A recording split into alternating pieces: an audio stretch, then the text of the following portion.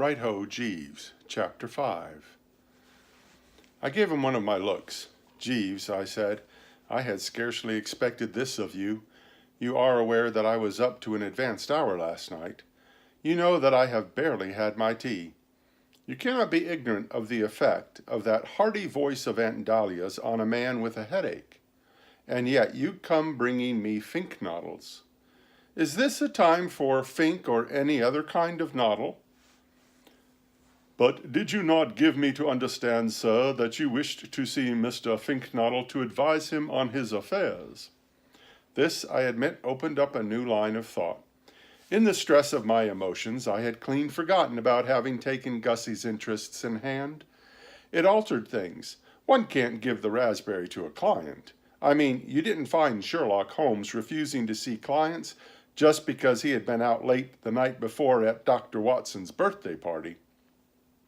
I could have wished that the man had selected some more suitable hour for approaching me, but as he appeared to be a sort of human lark leaving his watery nest at daybreak, I supposed I had better give him an audience.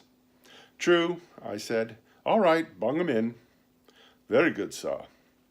But before doing so, bring me one of those pick-me-ups of yours." "Very good, sir." And presently he returned with the vital essence. I have had occasion, I fancy, to speak before now of these pick-me-ups of Jeeves and their effect on a fellow who is hanging to life by a thread on the morning after. What they consist of I couldn't tell you. He says some kind of sauce, the yolk of a raw egg, and a dash of red pepper, but nothing will convince me that the thing doesn't go much deeper than that. Be that as it may, however, the results of swallowing one are amazing. For perhaps the split part of a second nothing happens. It is as though all nature waited breathless.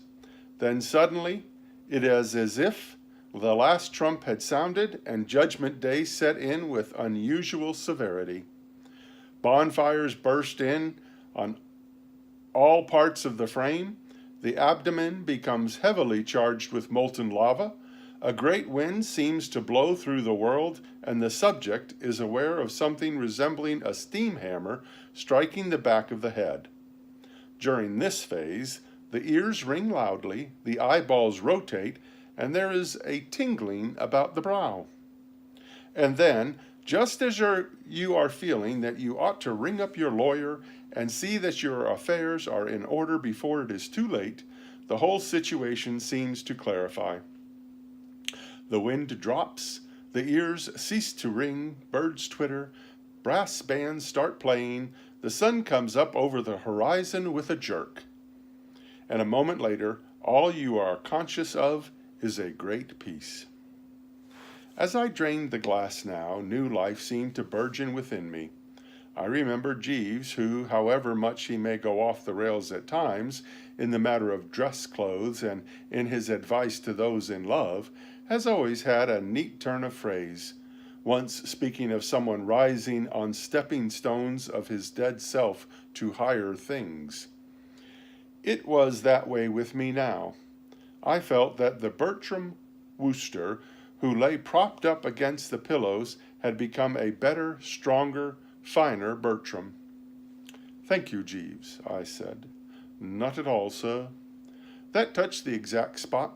I am now able to cope with life's problems. "I am gratified to hear it, sir."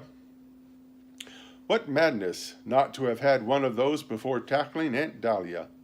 However, too late to worry about that now. Tell me of Gussie. How did he make out at the fancy dress ball? "He did not arrive at the fancy dress ball, sir." I looked at him a bit austerely. "Jeeves," I said, "I admit that after that pick-me-up of yours I feel better. But don't try me too high. Don't stand by my sick bed talking absolute rot. We shot Gussie into a cab and he started forth, headed for wherever this fancy dress ball was. He must have arrived." "No, sir. As I gather from Mr. Finknoddle, he entered the cab convinced in his mind that the entertainment to which he had been invited was to be held at number 17, Suffolk Square, whereas the actual rendezvous was number 71, Norfolk Terrace. These aberrations of memory are not uncommon with those who, like Mr. Finknottle, belong essentially to what one might call the dreamer type. One might also call it the fathead type. Yes, sir.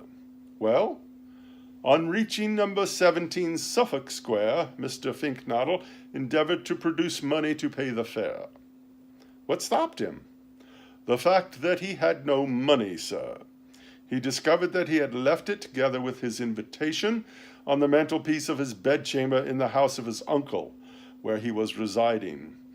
Bidding the cabman to wait accordingly, he rang the doorbell, and when the butler appeared, requested him to pay the cab, adding that it was all right, as he was one of the guests invited to the dance. The butler then disclaimed all knowledge of a dance on the premises, and declined to unbelt. Yes, sir. Upon which, Mr. Finknottle directed the cabman to drive him back to his uncle's residence. Well, why wasn't that the happy ending? All he had to do was go in, collect cash and ticket, and there he would have been on velvet. I should have mentioned, sir, that Mr. Finknottle had also left his latchkey on the mantelpiece of his bedchamber. He could have rung the bell. He did ring the bell, sir, for some 15 minutes. At the expiration of that period, he recalled that he had given permission to the caretaker, the house was officially closed and all the staff on holiday, to visit his sailor son at Portsmouth. Golly geez. Yes, sir. These dreamer types do live, don't they? Yes, sir. What happened then? Mr. Finknottle appears to have realized at this point that his position as regards the cabman had become equivocal. The figures on the clock had already reached a substantial sum, and he was not in position to meet his obligations. He could have explained. You cannot explain to cabmen, sir. On endeavoring to do so, he found the fellows skeptical of his bona fides. I should have legged it. That is the policy which appears to have commended itself to Mr. Finknottle. He darted rapidly away, and the cabman endeavoring to detain him snatched at his overcoat. Mr. Finknottle contrived to extricate himself from the coat, and it would seem that his appearance in the masquerade costume beneath came something of a shock to the cabman. Mr. Finknottle informs me that he heard a species of whistling gasp, and looking round observed the man crouching against the railings with his hands over his face. Mr. Finknottle thinks he was praying. No doubt an uneducated, superstitious fellow, the sir, possibly a drinker.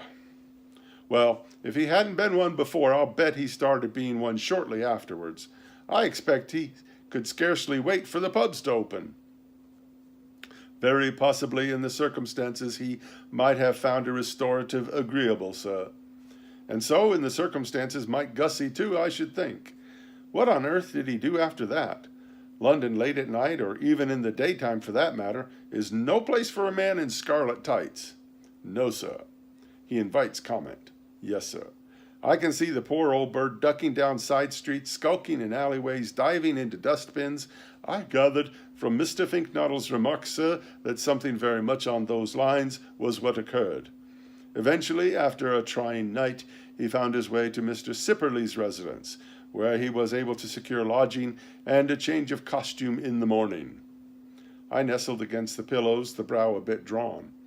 It is all very well to try to do old-school friends a spot of good, but I could not but feel that in espousing the cause of a lunkhead capable of mucking things up as Gussie had done, I had taken on a contract almost too big for human consumption. It seemed to me that what Gussie needed was not so much the advice of a seasoned man of the world as a padded cell in Colony Hatch and a couple good keepers to see that he did not set the place on fire. Indeed, for an instant, I had half a mind to withdraw from the case and hand it back to Jeeves. But the pride of the Woosters restrained me. When we Woosters put our hands to the plough, we do not readily sheathe the sword. Besides, after that business of the mess jacket, anything resembling weakness would have been fatal. I suppose you realize, Jeeves, I said, for though one dislikes to rub it in, these things have to be pointed out, that all this is your fault.